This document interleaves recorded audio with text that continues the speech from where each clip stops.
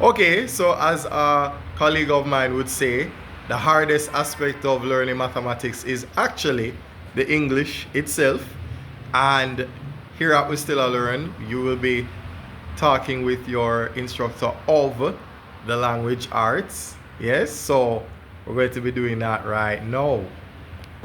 Okay, so as was said a while ago, so much of math and so much of everything comes back to English. For example, the word volume. We need to know what the word volume means. Also, the volume of a rectangular. We need to know what a rectangular is. And from primary or prep school to high school, we should have learned that by now. Okay? A block of wood. Because some people would think a block is like the block that you use when you're making a building or so on. A block of wood.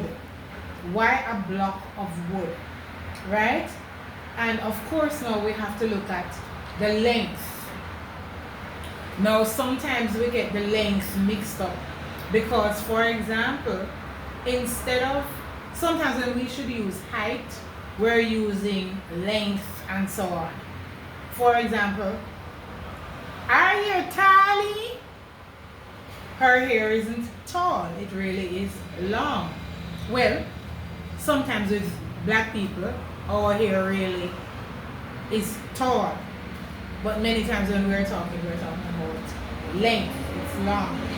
And the width, what's the width? How fat am I? What's my width? Right? That's looking at how wide I am. Okay? So when we think of width, we think of wide. Okay?